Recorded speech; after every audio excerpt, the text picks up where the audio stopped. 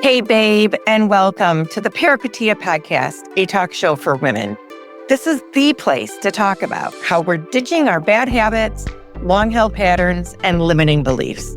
The time is now to stop outsourcing and start insourcing our happiness and bliss. Am I right? I'm Heather Lowe, your empowering life coach, ready to guide you on this incredible journey of self-discovery, empowerment, and freedom.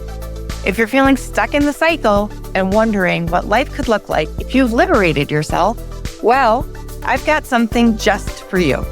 I created a free transformational guide to help you take those first empowering steps towards a healthier and more fulfilling life, the one that you desire. This guide is packed with practical tools, mindset shifts, journal prompts that dig deep, and real-life insights to support you in making changes that truly stick. So, if you're ready to explore what's possible, head over to ditchthedrink.com and grab your free transformational guide today. Again, ditchthedrink.com. Trust me, you don't want to miss it. Now, let's dive into today's episode and get inspired to create the life you deserve, like so many other babes are doing right now. Here we go. Welcome, Tricia Lewis, to the Peripatia Podcast, a talk show for women. I am so excited to have you here. Your podcast, Recovery Happy Hour, is one of my favorite podcasts of all time. You are probably my number one favorite podcast host of all times. I think you did a phenomenal job with your podcast. It helped me so much in early sobriety. And it was the very first podcast that I was ever interviewed on. I was 1 year sober and you took a chance on me and I couldn't believe it. And then you had to reschedule and I was like, yes, of course, because this isn't actually going to happen. Like that was too good to be true. You rescheduled. It actually happened. We became friends. Now I won't let you go. Now that I know you, I won't let you go. And what a full circle to have you here on mine. Thank you for joining us today. You're welcome. Thank you for sharing that. Oh yeah, you made my life. You just gave me a vote of confidence with Ditch the Drink that was brand new, that somebody would want to hear my story and it would help somebody out there, and that it made what I was doing become real. You know, like I had been quietly building something on the side, and here I had an audience to share that with. So it got my voice a little bit louder and prouder. So I'm always so grateful for you. Good. Now, today we could talk about a million things, of course, right? But I asked you specifically because this isn't a Recovery Happy Hour. It's a story about women and all the plot twists and turns in our life that happened. And so I invited you to share a topic that might be on your mind and heart to talk about. And you said your divorce was about 8 years ago, and you're coming up on is it 8-year sober milestone? Yeah, divorce was 9 years ago, coming up on 8 years without alcohol on November 14th. So yeah, November 14th, 2016 is that date. And then, yeah, the divorce was like a year and a half before that. So these things kind of happened together in tandem. Yeah. So we also briefly, before we hit record, we're talking about how we're coming in today. And both of us admitted not our best, right? We have things going on. I talked about not feeling well. My stepmom recently passed away, maybe not being as prepared as I would like. And perfectionism has been a huge theme in either of our lives. So just showing up as not our best and showing up anyways is the point of this entire podcast. So thank you. How are you coming in today? Well, like we talked about before we started recording, I've had a rough couple of months as well. You and I have both been through some similar stuff. And, I had, my dog died. I had surgery, changing mental health medications, lots of life stuff. Just life is lifing, right? And it's a political season. It's the election season, which adds another layer of stress to some people. And yeah, as I was driving this morning to go vote and take out some of my anger in the voting booth, I was like, you know what, Tricia, No one's asking you to be perfect. And as much as I want to be in a great mood and well rested and feeling awesome to share my story, I mean, the truth is, like, neither one of us got here because of something, because everything was going right. Yeah. Right? Yeah. Like, no one quits drinking because everyone's doing awesome. So, Right. and that's just living life on life's terms, So, yeah, I think that I want the audience to know right now that you and I just showing up like not at our best is us showing like recovery, that you just accept things and you keep moving and you keep trying and you keep serving and you keep communicating and you just keep and give yourself a little grace. And I'm glad that we're both giving ourselves some grace today to not be perfect. I love that. I love that. And this is so interesting because when I was drinking and it was starting to escalate, I had a friend say to me, like, "Are you happy?" And I was so offended because look at my perfect life. I mean, I was really wearing a mask of like wearing the right clothes and putting on the right face. And I had the right husband and the right house and the right children and like the right job. Obviously, everything was going so well. I wanted her to know that I was doing very well for myself, despite that I was over drinking consistently, right? Clearly miserable and getting very confused with that. But it was so offensive to me. And on this side of recovery, I stay with myself even on my not so good days. That's the difference, right? I allow myself to have not so good days, and I wouldn't expect I would knock it out of the park every day, right? It's okay Right. to have a different kind of day, and you can still stay with yourself on those days. Yeah. And also sometimes I have to remind myself, like, to talk to myself, like, as if I'm talking to my best friend, because I'm a lot kinder on my friends than I am on myself. So Right, our expectations are insane. But if you've had surgery and you're changing meds and your dog passed away, you're going to have some feelings about that, right? yeah, Yeah. big Yeah. feelings. So Big feelings. Yeah. I'm sorry. It's been a tough one. Thank you for being here anyways. I think it's a perfect example of recovery, just yeah. like you said.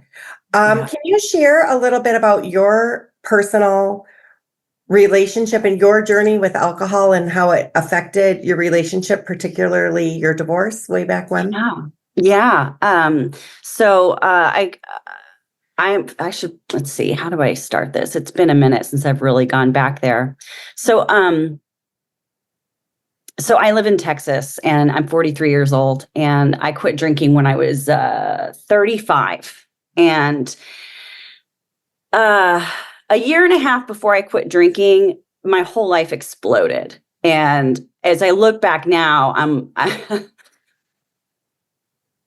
in fact, I kind of just want to tell everybody, like, if you're having a really hard time and it feels like your whole foundation has been removed from your life, that probably means that something really big and amazing is happening or is about to happen. But you got to explode the crap before you can rebuild.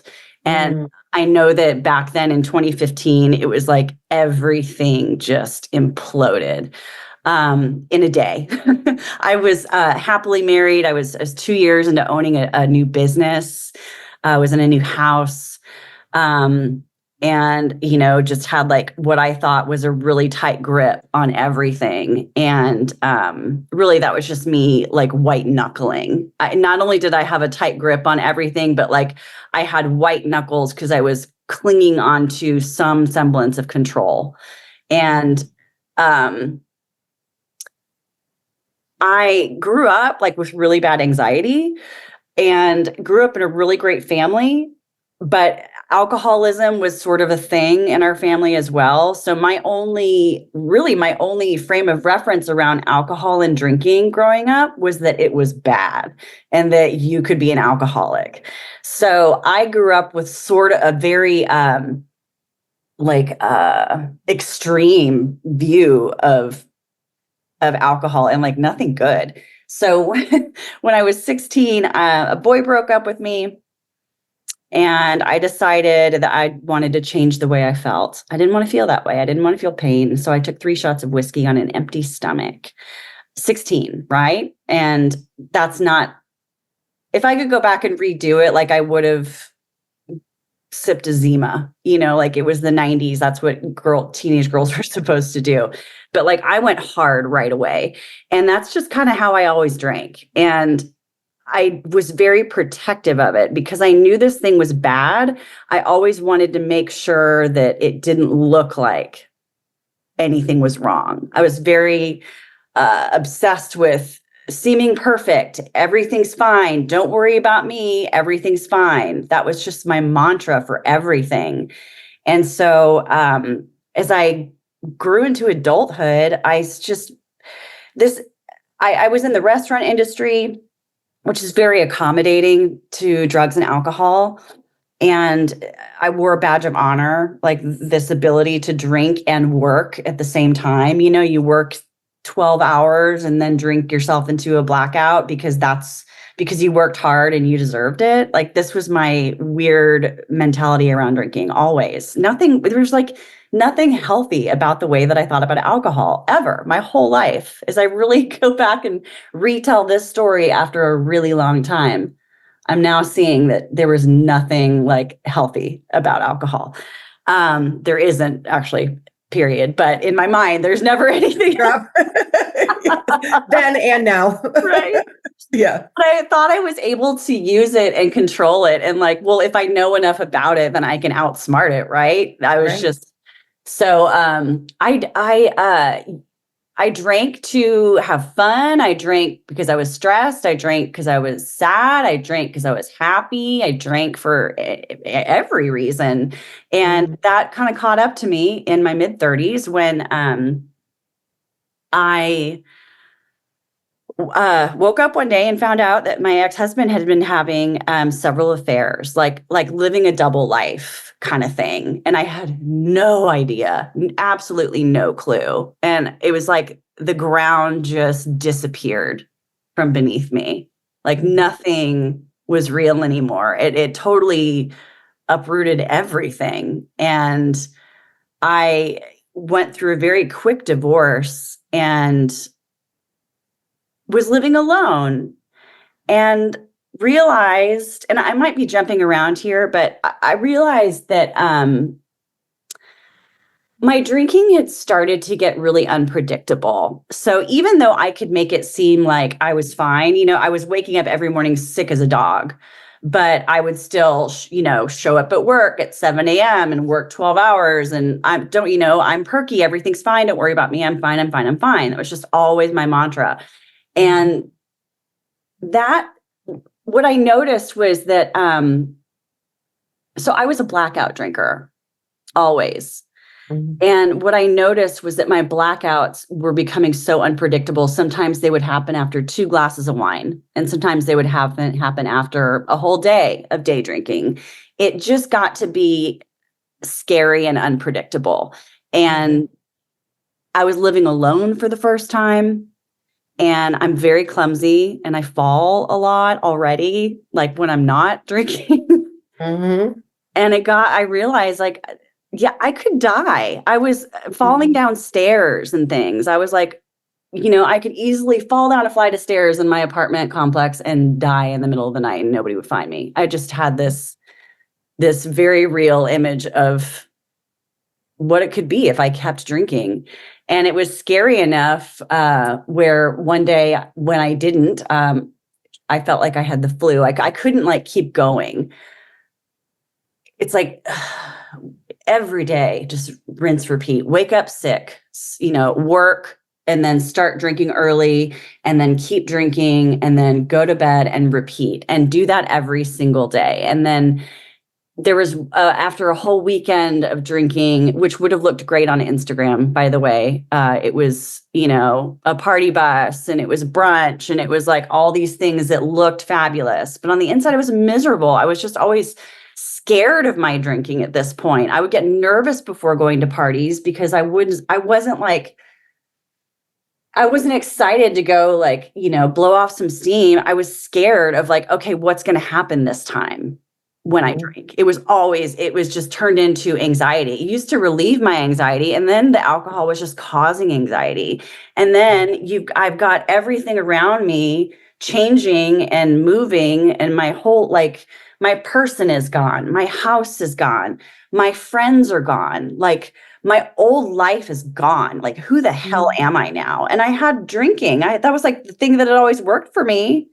And so I would say that when my divorce happened, it was like everything had to burn in order for something to rebuild. And the second I looked for I swear it was like every day something else would just fall to shit, to absolute shit. And in hindsight, I look back and I'm like, yep, because all those things needed to completely burn if you wanted to rebuild and with the solid foundation. And that divorce just put the gas pedal on my drinking, because if it hadn't have happened, I would have continued drinking the way I was drinking for another 10 years. I just would have instead of like slowly becoming worse and worse and worse, what I did was just accelerated that process. And I got real bad real fast in about a year after my divorce. And then, it just got to be on a Monday. I woke up, I'd been drinking all weekend. I felt so sick, I could hardly move.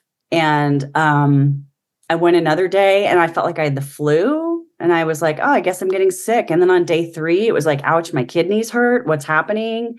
And that was alcohol withdrawal. That was a full-blown detox. And that reality hit me real hard in the face that, oh my God, Tricia, we're here. Like, I knew, like it used to be fun. Oh, wow, look what's happening now. Like, you can't outsmart this anymore. And reality just slapped me in the face. And I knew, okay, at that point I was like, okay, it's been 3 days. I haven't drank in 3 days. I still feel like shit, but let's do some research and see what our options are. I wasn't like, okay, I'm sick of this, I'm going to quit drinking forever. I wasn't bought in at all. I was just like, let's just get some data. So I started listening to podcasts, recovery podcasts. I heard a story from a woman who sounded like me. She was high functioning. I honestly had no idea that other people drank like I did. I thought I was unique. We are so common. We weren't talking about it 8 years ago. I know. We're too busy like smiling over it and pretending like everything's fine. And I learned that there were other people like me, and that's when something clicked. And that woman had gone to an AA meeting as the first part of her recovery.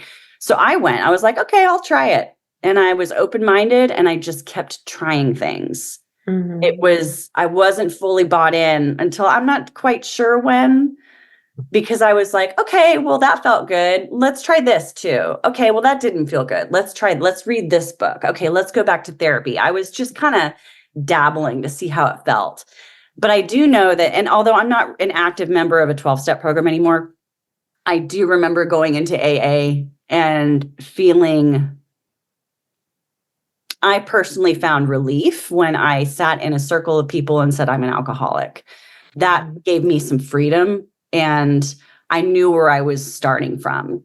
I don't think everybody needs to use that word. You can use whatever word you want to use. But for me, there was a little bit of steam that was finally let out when I said that out loud. And I was like, okay, we're here. Now acceptance and belonging, it sounds like, saying it. Yeah. Absolutely. Because you're so siloed when you're stuck in your drinking. I was so self-centered. And I was so offended at the idea of being self-centered when I learned about like that phrase and how it's used in recovery. Because I thought that self-centered and selfish were interchangeable, and they're not. Like, self-centered just means like everything is centered around yourself. You were always thinking about yourself, whether it's good or it's bad. So I was always thinking about my anxiety and thinking about self-help, and I need this, and I should be doing this, and I could do this better. And even though I thought it was coming from a good place because I wanted to be my best self, what it was just me thinking about me all the time. How can I be less miserable all the time? How it's just me. And the steps, I mean, granted, it's been 8 years, but every single day, like a cell in your body changes, a little bit changes, and I finally just got my head out of my ass and I stopped thinking about myself every single day. And you start kind of like picking your head out of the sand and going, oh, wow, there's a whole world. And maybe I can help some people. And, in recovery, it's like, that's when the rubber, meets the road. When you start to be of service, like that becomes for me, that was a really essential part of my recovery. But man, when I think back of that whole period of the divorce and then the drinking subsequently, all I can think about is just sitting in my brain and never leaving there. There's a whole world out there outside of our brains. And yeah, it got me to where I am today. Obviously, there's a whole lot to talk about in between there, but I feel so much relief in knowing that if I'm sick of myself, it's okay for me to get out of my head and go out and be around people and help people. Like that's always something that's going to help me feel better. And I wonder with people that are struggling, like people that are listening right now that are like, Tricia, make your point. I wonder if nobody's thinking that, by the way, that's you in your own head. I wonder if even though we have the best of intentions in all of the self-help books that we read and all of the mental health Instagram accounts that we follow and all of those, self-betterment podcasts that we listen to, if maybe sometimes we would stop focusing on ourselves and figure out how we can use ourselves to go out and make a difference and help other people. It's a real I don't know. I just keep fixating on this idea of self-centeredness and how we mean well, but man, are we good at sabotaging ourselves. Totally. I love your story. I relate to it so much. First of all, I can't stop thinking about how a seed has to completely combust and destroy itself. It has to break completely open for a flower to bloom. Yep. And so that time of your complete destruction is the beginning, right? A phoenix rising from the ashes. I'm like, do you have a phoenix tattoo? Do you have a seed tattoo? Like this really, really happened to you. You did have to burn it all down. Yeah. And it was actually the beginning of beauty and growth, but it didn't feel like that at the time. No, oh my God. And it's not like I burnt it down. Like it was like a drive-by arson. Yeah. It was drive-by, like it's like somebody drove past my house and threw a grenade and what's happening? And then I just had to pick it all up alone. Right. It's it's that wasn't your choice. Oh, that's the and then hardest rejection. part. You had felt rejection too, I'm sure, in so many ways.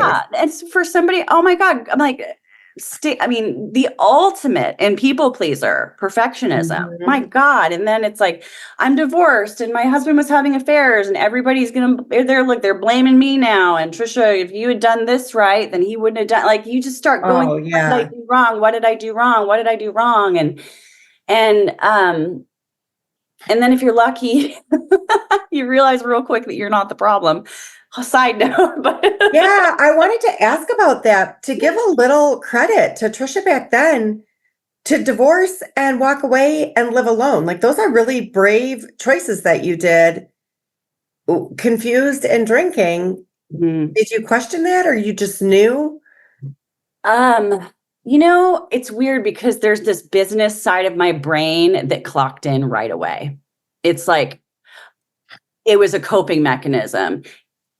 Rather than feel my feelings at the time, I went right into, all right, how are we going to fix this? How are we going to check out? Let's take care of ourselves. Like I didn't feel any feelings until like 6 months later, because I was too busy trying to distract myself from the pain by reorganizing the rest of my life as best as I could.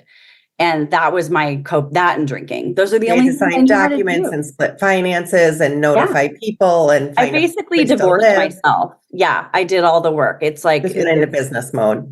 Yeah, absolutely. And it's funny. I somebody said that to me recently. They're like, "Wow, I wouldn't have ever had the courage to do that." And I think back, and I'm like, I don't know that I even gave myself the opportunity to think about it. I just started doing stuff and didn't think, and just like, okay, we survival mode. And I don't know that, that kind of worked out, but also 6 months later when I was drinking and angry and crying over everything and just like making terrible decisions, that's when things kind of sunk in later. Right. had A I let little myself, delayed processing of emotions. oh my gosh, yes. Had I But let myself just feel my uncomfortable feelings at the time, maybe I could have processed things a little bit healthier, but I was good at drinking to cover them up, right. that was just what I did. And also in my marriage, the drinking was part of the story. We were drinkers, and it was expensive vodka in the glass bottle, not the plastic one. We had these wine glasses. You have expensive, it was just like, no, but this looks great. We're doing fine. We're not getting DUIs. We're not getting in, knockdown, drag out brawls. Like, Right. who's really, there's no negative consequences. Like, who's really suffering here? That's the lie you tell yourself. Right. Right. So 16-year-old Tricia, boy breaks up with her, 3 shots of whiskey.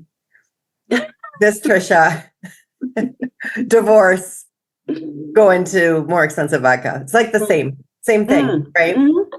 Yeah. Yeah, because you use what works for you, right? You use what makes you feel better. All of us just want relief from pain. Yeah, totally. And it's we're a not condition. right. And we're not taught how to do that with healthy coping mechanisms. Right. You got to figure it out as you go. And back then, like, you just they weren't having mental health conversations like they do now. Right. And what So you said, like, if you're not driving, if you're not losing your job, if you're not getting in bar time brawls, then this is not a problem. right. Like, oh, well, I'm not hurting anyone. Like, what's wrong with it? And then, you realize. And somehow managing it was the goal. So I'm a little bit curious about your background of, like, alcohol was in my family, but did you have anybody that was alcohol free in your family? Had anybody quit? Yes and no. Okay. Yes and no. There had been, it's weird. Yes, but nobody talked about it. My older brother was the one who was sort of causing all the chaos in our immediate family, with drugs and alcohol. And he is sober now, 9 years, but for a very long time was not. So really, no, my close firsthand experience with that was just seeing the chaos that it caused, right? So in a family dynamic, it's pretty typical if one sibling is the disaster, the other one is probably the perfectionist. That was my story. I was always trying to overcompensate for the problems that were happening. I just wanted to blend in with the wallpaper, be as small as possible, cause as few waves as possible. Just don't worry about me. And so I would do anything I could to try to not feel pain. And nobody tells you that pain is like a given. Like, I don't know why we think we're so entitled to that we think we shouldn't have to feel pain.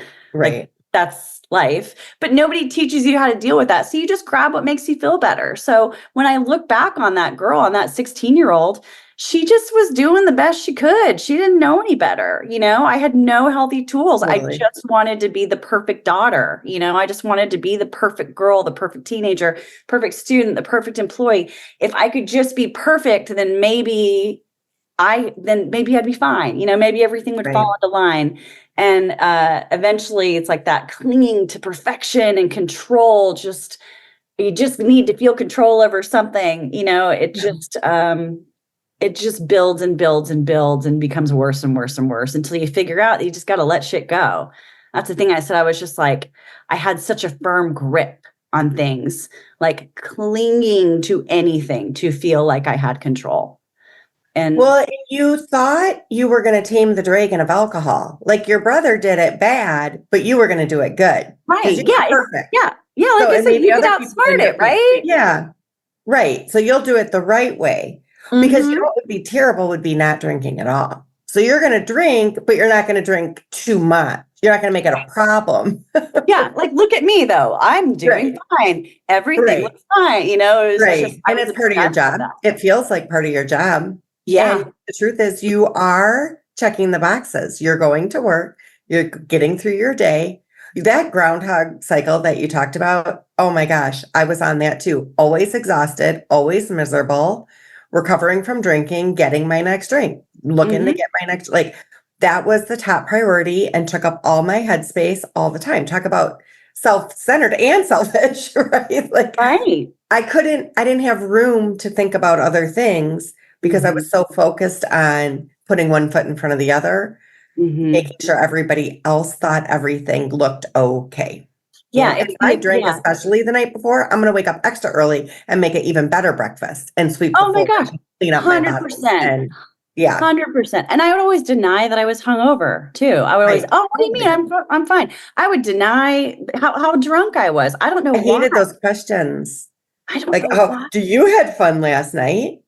And oh my God, cute. Like I get terror. I feel terror now when you said that in my stomach, because every time I heard that, I was like, oh God, what did I do? Because I never knew, because I always blacked out. Same. Yeah. And oh God, that feeling, it's so funny with what just then when you said that, I was like, ooh, I felt that. Like, Oh yeah. yeah. You don't know yourself. You're like, you don't want to know. I know. And although I'm not ashamed of that anymore, though. Like I said, I have so much compassion for 16-year-old Tricia and for 34-year-old Tricia, who was just trying to do the best she could with the circumstances she was in. You know, she just was doing the best she could. And again, we're not taught. No. And the I'm fine is our protection. Yes. I'm fine is our protection for Yeah, ourselves and everybody else. We have to tell ourselves we're fine. We're fine. Our inner critic is screaming at us so loud.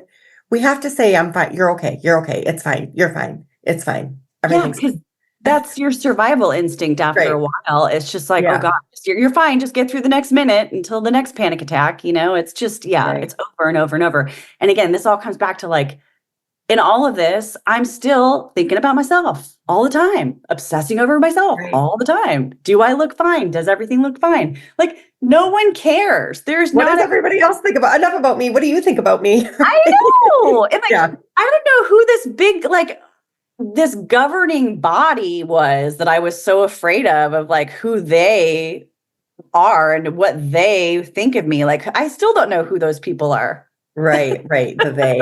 Well, here's the other thing. You are drinking, so you don't have clarity. You are not listening to your intuition. You're pouring alcohol on your intuition. Your husband is having a different life, and you don't know.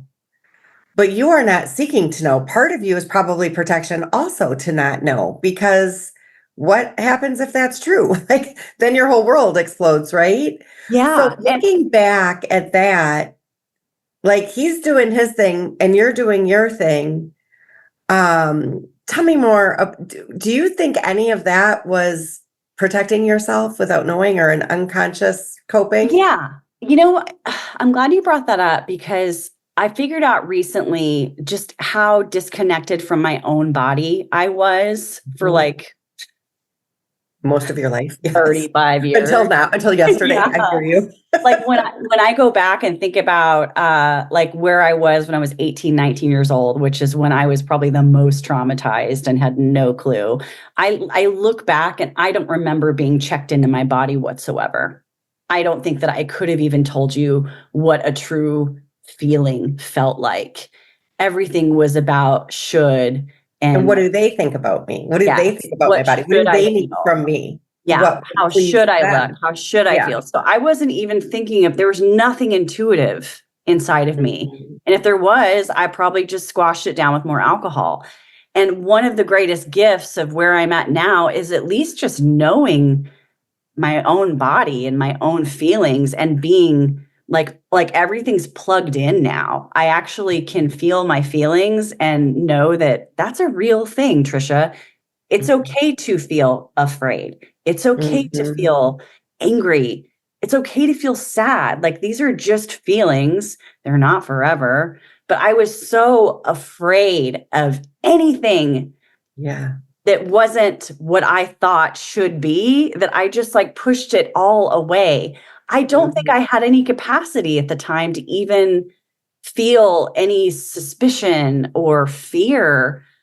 Just numb was the goal. Numb was really the goal. The not feeling, almost Stepford, like oh my God, that feeling was the goal. And alcohol is a perfect numbing agent. No wonder that was such a match.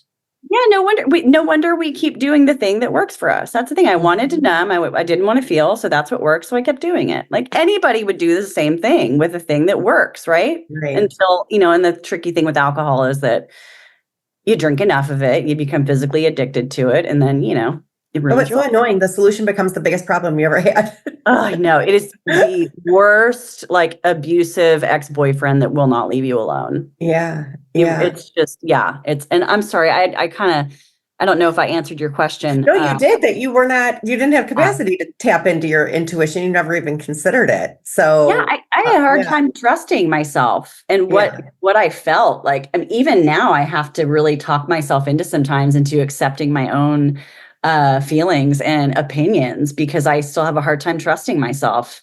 Mhm. It's new. Sometimes it still feels new to know, I don't know, to feel all this stuff, first of all, It's but not tell yourself you're wrong. That's what I did. Every feeling I had intuition. I knew what I felt and mhm. it was wrong. That's not the right way to feel. That's not the way I should feel about that. I You're know. mad. You don't be mad about that. You shouldn't be mad. Why would Oh you my be mad God, about the it? So then shoulding. I would just drink for that. If I Yes, was mad, I would say, get over it. You should be over this. So be over it. Pour a drink on that, yes, you know? absolutely. We just should on ourselves. I was just shooting on myself all the time. I should feel this. I should feel, it's like even Yeah. catch myself too. It's like when my dog died, it was like, I cried for like 4 days. And then the next, I think on day 5, I was like, still sad. And I was like, well, I shouldn't still feel sad. I shouldn't still be crying. And it's like, what?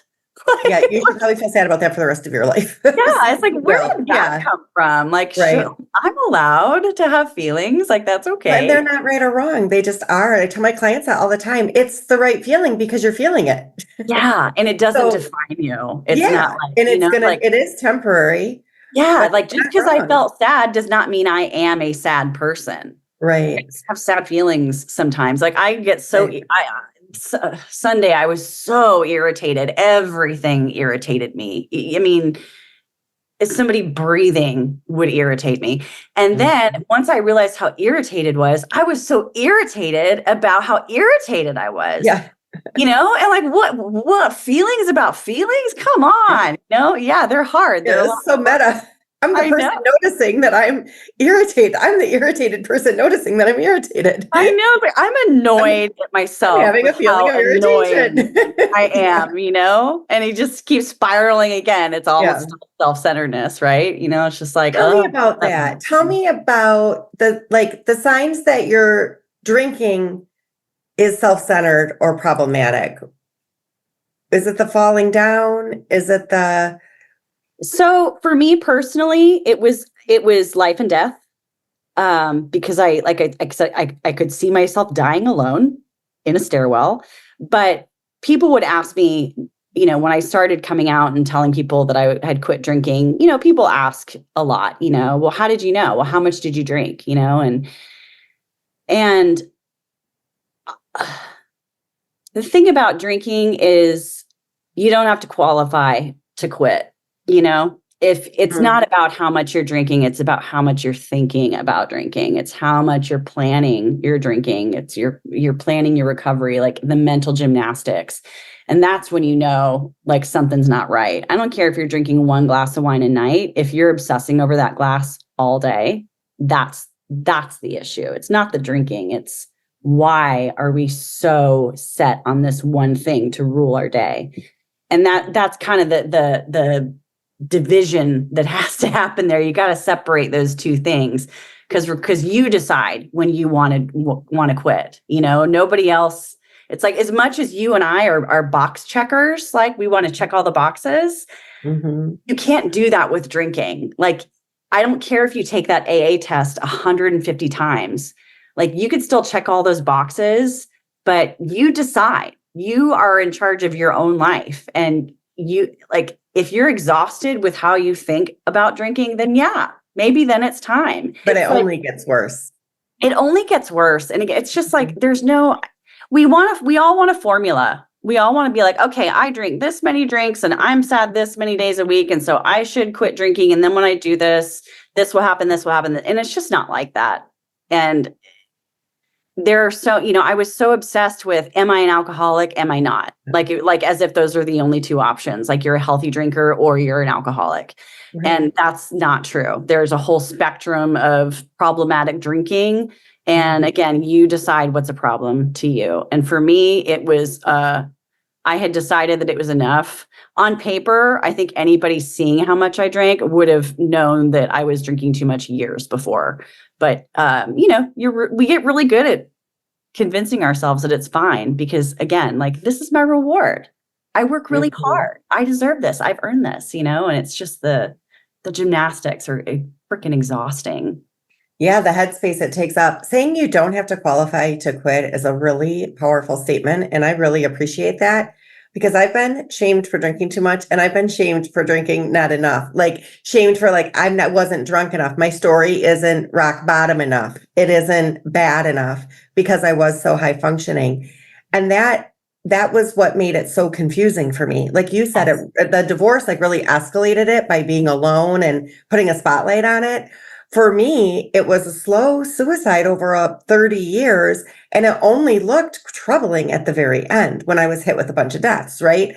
So because it was very confusing to me and to my husband. Did I have a problem? Did I not? I mean, yeah, I don't remember the night before and I'm pretty stumbly. That could be very dangerous when you're going up the stairs or down the stairs.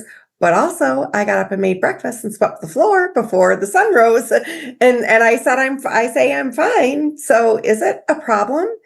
And Right. I think that's confusing for a lot of people. But I think about, I was waking up miserable every day and I hated myself, Tricia. That's not a way to go through life. I hated myself because of my drinking. I wasn't keeping promises.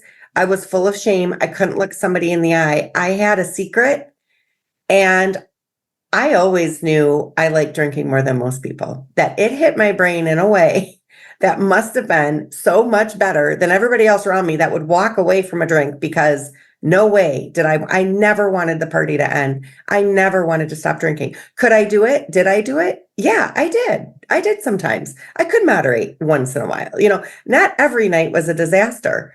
75% was, but 25% wasn't. With a lot of effort, so Right. that kept me drinking for far too long. So I love that you said that. You don't have to qualify to quit. And that's bad enough. Being miserable is bad enough. It is. And it's toward that. I'm glad that you brought up that, just when deciding, is it bad enough? Because that was torturous. That is absolutely what kept me miserable for so long, was thinking that, oh, well, am I an alcoholic? Am I an alcoholic? Not, I wasn't asking myself, am I miserable every day? Right. That's what you ask yourself. It's like, don't worry about just I want to keep waking up and punching myself in the face. Right. Because God, I was, and like you said, I woke up and I hated myself every day. I just hated myself. And that is no way to start a day. And as helpful as, going to 12-step meetings were in the beginning, yeah, there are also some times when some asshole would say, I'm so-and-so and I'm a real alcoholic. And they would try to, it's like, try to one up you. And as if you don't have a right to be in there. And, again, humans are the best and the worst part about everything, but also 12-step. So hearing that stuff, it's hard when assholes make it harder than it needs to be. But yeah, you don't you have permission to quit if you want to quit. Totally. And like you said, it's not the trying, it's the keep trying. You tried a lot of things. You tried a lot of different things. You dabbled in a lot of things. And for me too, it was a journey to quit. I didn't one day wake up and go, I'm never going to drink again. Right. I want a life of sobriety. I didn't ask for that necessarily, but through continued efforts and trying new things, it happened gladly, Yeah. And I always knew I was going to have to quit someday. I always knew, deep down inside, I didn't drink like a normal person. People, the audience can't see this, but I'm holding up air quotes, drink like a normal person. There is no normal drinking. I'm sorry, it just If you're moderating, it's because you're not trying. Like most people. Not drinking is the most normal thing on earth. That's the most Yeah, natural absolutely. thing on earth is to not drink at all. Yeah. And I think so. I think about how hard I tried to moderate, thinking, okay, well, I'll just drink moderately like a normal person. Well, people that drink moderately usually aren't trying to drink moderately. They just like have a drink and then they don't want to have another. Like moderation is not supposed to be that hard. And so if Yeah. it's Alcohol-free drinks have taught me that. Like, I'm like, oh, this is what it's like. Like, Yeah. I'll think, I'm gonna open a groovy tonight, right? Like an alcohol-free wine. And life happens. And maybe I never even opened that drink. It was like, oh yeah, I was gonna do that and I didn't. I Isn't don't that funny? chilled or whatever. It's like, that would have never happened to me as a drinker, right? Right. Well, it's funny though, because when that happens, I'm like, oh, this is what normal drinkers Right, feel. exactly. Me Yeah. too. I'm like, not drinking alcohol-free beverages has turned me into a normal drinker. Yeah. I can have a beer and then go to the grocery store. That would have never happened, right? Yeah. Well, It's crazy. I just thought of something too. My self-esteem was in the toilet. And when I was going through my divorce, my self-esteem was in the toilet like throughout my whole marriage. Drinking doesn't help that for sure. In fact, if you're having self-esteem issues, the best thing you can do is stop drinking, because just pouring a depressant all over your brain is not going to help you feel good about yourself. Right. So as I started to get into recovery and do the things, and coming out publicly was a big part of that too, because I needed that accountability. But as I was starting to do this work, and I realized like I didn't hate myself as much anymore. I was starting to learn who I really was, because I think I was so concerned about who I thought I was and who I should be, not who I really was. And yeah, your authentic person started to emerge. Yeah, you start to figure out who you are and build confidence in that, and trust in that, and support that too. Like we all need to be our own advocate, because if you don't advocate for yourself, who's going to? And that's especially the case with drinking. Most people around you, if they're drinking with you too, are not going to be like right off the bat, be like, hey, you should quit drinking. We don't normally encourage people to do that when we're all drinking. And if you can't, I guess I'm just like talking in circles, but like, you got in recovery, I learned how to speak up and for myself, and decide, and really decide like what's right for me, even though that looked weird to this group of people, or even though it felt really weird because it was different than anything I'd ever done. Like weird and hard isn't bad. It's just different. And then it becomes normal, and then it turns into something better. And it's a process. And this is 8 years later. Like this doesn't happen overnight. And that's a representation of just like our whole life, right? Like, aren't we supposed to kind of take each day as it comes and figure it out? Like we never arrive. Right. Completely. Like, you get to that summit and then there's another summit, right? Oh my gosh. Yeah. We're always in process. Yeah. Oh yeah. It's not a straight line to the top. No. It's like this. Yeah. The second you think you've arrived, like get ready for a shit storm, because it just yes. But you learn the tools to navigate, right? Yeah, because you get stronger. You get stronger, and rarely do we identify those moments when we've built those muscles and go, oh my gosh, look what I just got through. We don't give ourselves enough credit for that kind of work when we're in it. Totally. So tell me about this. I'm curious, because I don't know the difference between selfish and self-centered. And also, if I'm thinking about a recovery journey, I'd love to hear from you, your story of, first of all, drinking, very selfish. I can see that, self-centered and selfish. I can just see that. You're all about yourself. You're in your own head. You don't have capacity for anything else. Early recovery is a lot of self-care, self-talk, self-help. This is also all about the self. you have become, I mean, when I suggested something we talk about, I'm like, can you tell me about your volunteering? Because that is the most interesting, one of the most interesting things about you. And I love that. Like, I know you've had so much give back. And the first thing I did, I was between jobs when I quit drinking and I did not know what to do with myself. And I went and started volunteering. So that too was like I started volunteering and I went on the Recovery Happy Hour podcast, right? Like I started, me too, the giving and the acts of service started to heal me and become something. But walk me through that because drinking is selfish and then not drinking feels very self-involved. Yeah. How did you transform? Kind of an oxymoron at first when I say like we're self-centered and then you stop drinking and you become less self-centered, when in recovery you really have to focus on yourself in order to get healthy. Yeah. I know that sounds confusing, but there is a lot of self-care that has to happen in early recovery, right? It's triage. You are just trying to get through a day without drinking. And the tools and the effort that go into learning how to do that are not indicative of how it's always going to be. It's just hard at first. You're just getting that foundational work so that you can learn how to like get up and brush your teeth without wanting to drink, right? Yeah. So how do you do that in the beginning? You listen to a podcast and you go to a meeting? I You read a book?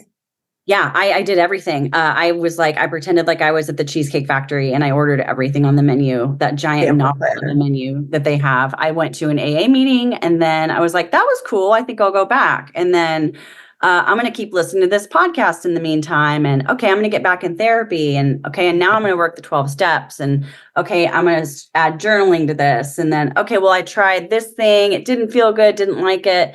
So I'm going to try this now. Like I tried everything, but the most important part of that was telling people that I wasn't drinking. I had to be accountable. I went on a podcast at 30 days sober and shared my story because I had to get it out there because that was my insurance policy. Because if I didn't make it public, I knew I was going to talk myself into drinking again. If you keep it a secret, it is so much easier to run back to it. So I was like, screw this. If I'm going to do it, I'm going to do it one time. I don't want to have to go through this 100 different times. So it was podcasts, it was therapy, it was 12 step, it was exercise.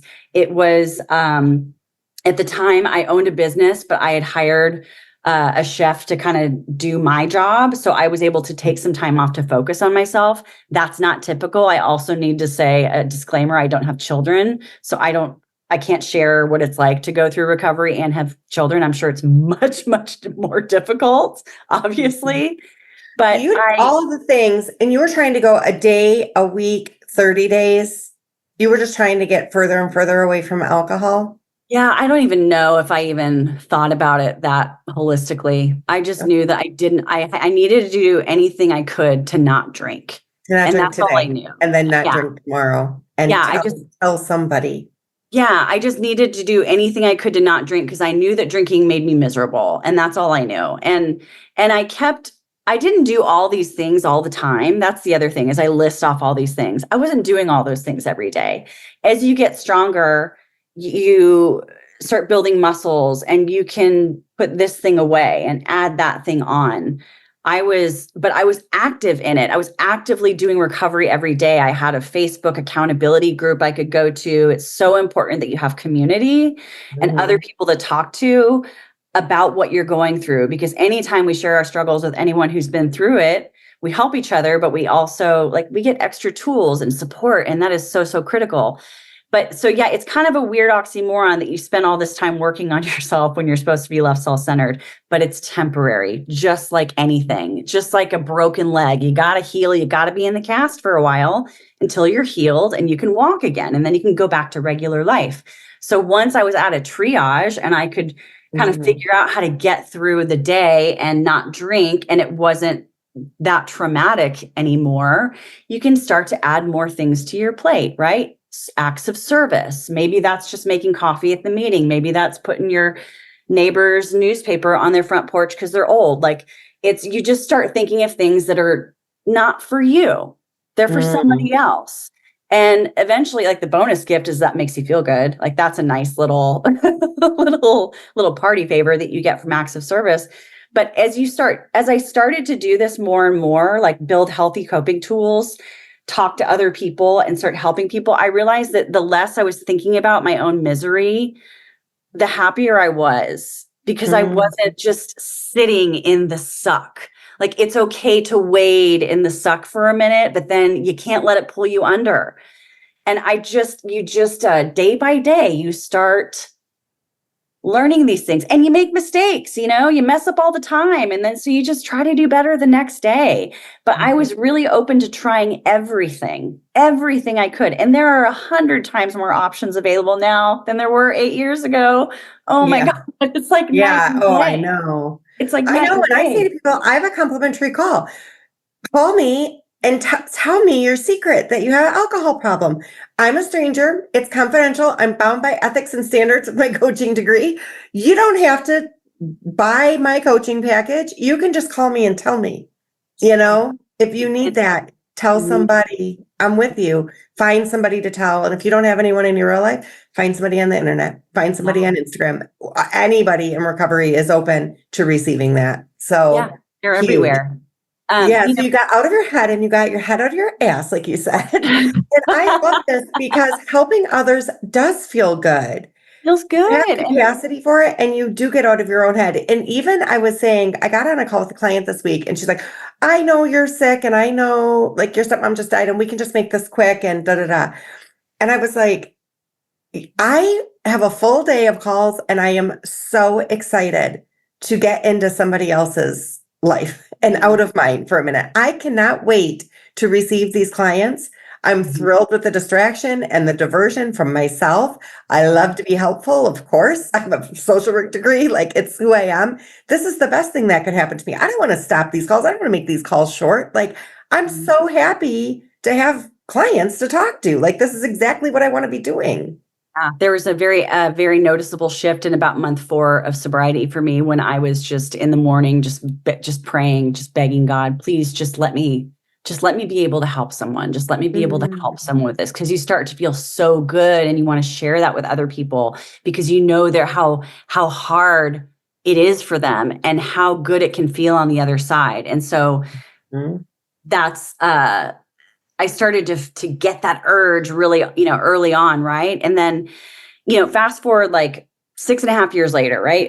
So about 1.5 years ago, I very suddenly lost my job. And that was like my identity.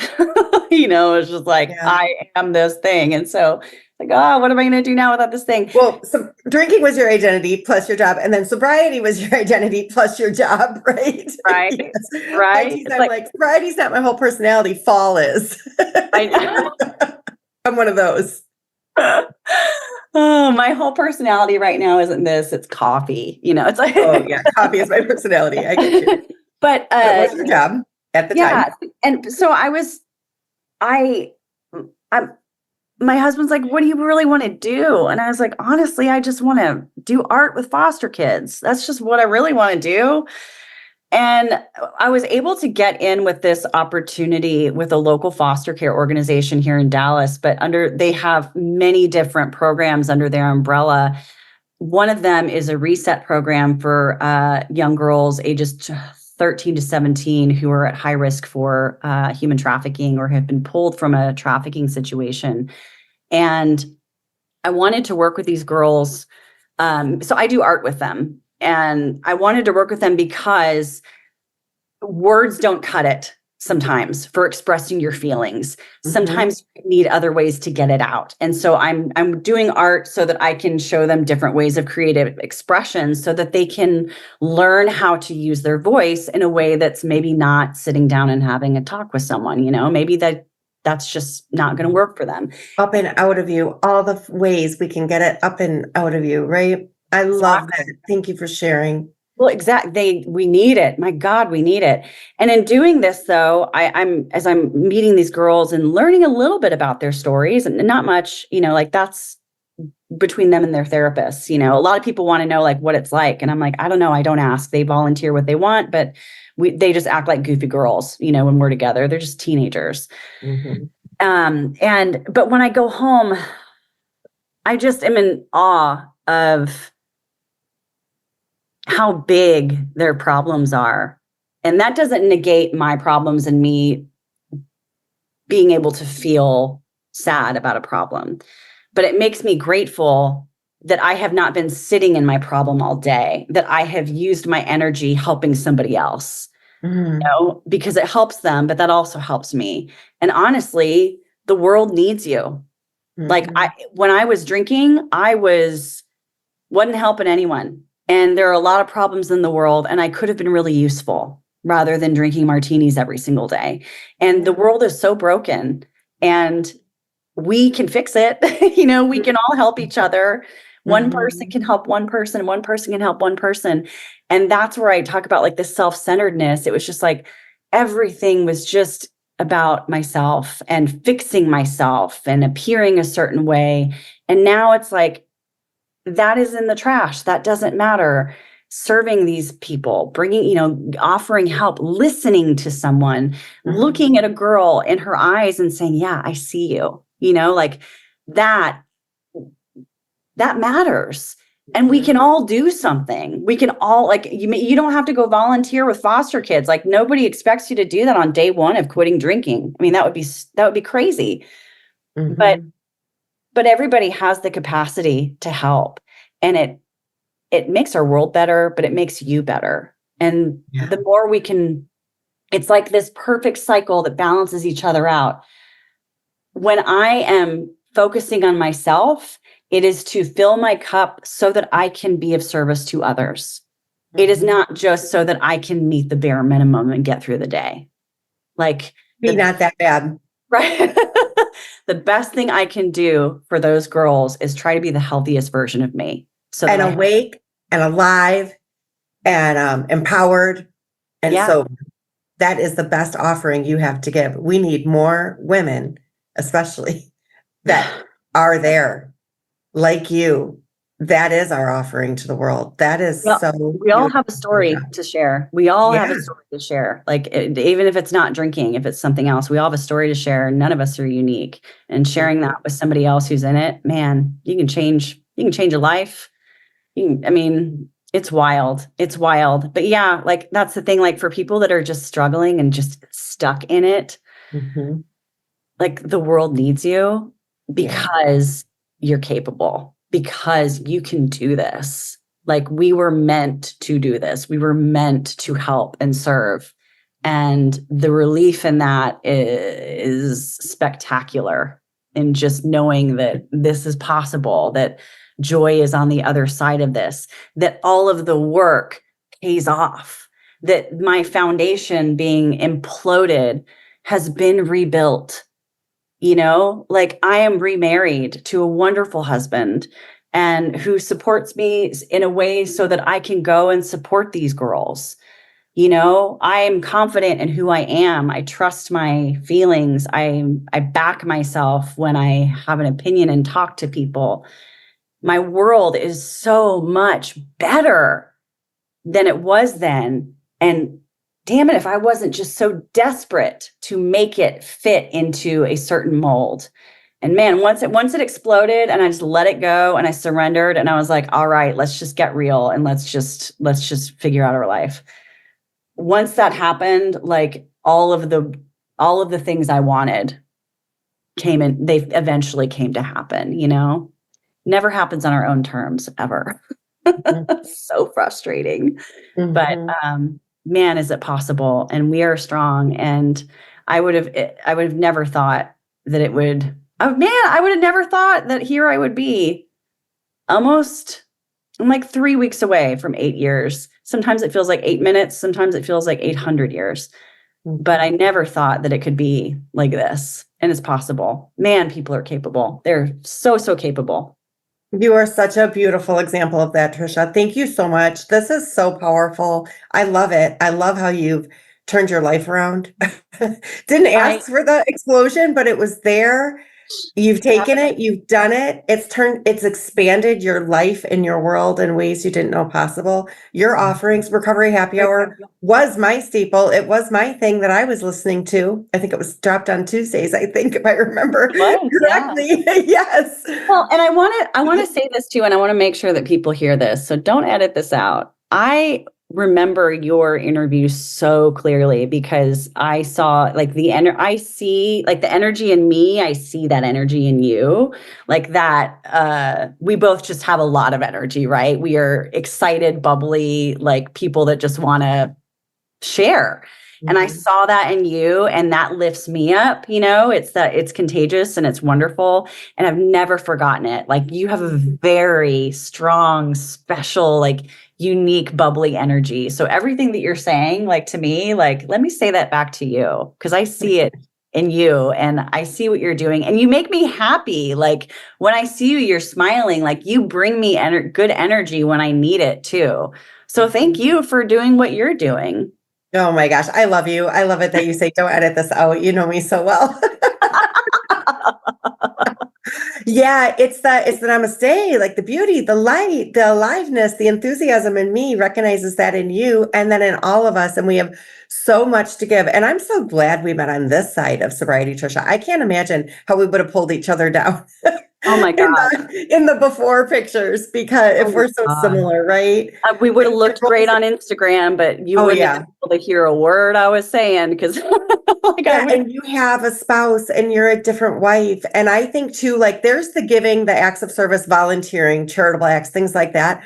But there's also the giving in relationships. Like for me, the pause between the stimulus and the response, that's been everything in parenting. To put myself in somebody else's shoes, where are they coming from? To be wrong, as perfect as I am, as perfect as I strive, as any strong Enneagram 1-3, right? Like girl, preach Enneagram 1. Right. Yep. Just absolutely perfect in every way to go like, yeah, I did that wrong. I was wrong. I messed up. Oh my God, and the world kept turning. Right. Exactly. Oh my God, what a relief. The world didn't. I messed up again. Right, or I need help. I mean, I think that was the hard part for both of us too, to say I need help because we're like, we got it. We're strong, independent women. We don't need nobody. And then to go like, oh Lord, I need help. And now I recognize that quicker. You delegated someone to do your job. Like that was the huge act of strength and courage. And that's what got you out. So good on you. Anybody raise your hand, ask for help. Absolutely recommend it. We don't inherently know how to quit drinking. That's not a skill that we just know. So just like anything else, if you don't know how to do it, what do? You ask an expert. You ask somebody who's been through it before. It's the same with drinking. You just go and handle your shit. Exactly. So last question, how are you going to celebrate your 8 years coming around the bend?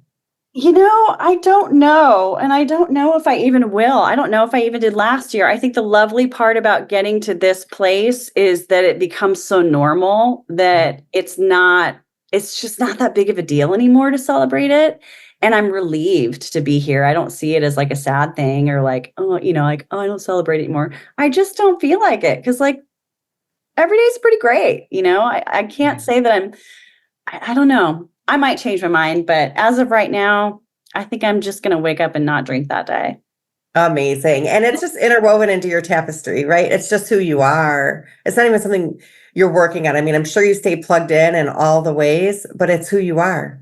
So that's really beautiful. Happy 8 years. I love that this journey has connected us. You've been a huge help to me. I'll receive the sweet things you said about me. I'll definitely take that in. And this has been a great conversation on how drinking is so self-centered and in our relationships and ourselves, and that recovery is so expansive and there's so much more to give. You're the best person to have this conversation. Thank you. Thank you, Heather. And that's a wrap for today's episode of the Peripatia Podcast, a talk show for women. Don't forget to download my free ebook, The 12 Truths to Change Your Life. Do it for the plot. We'll see you in the next episode. Lots of love.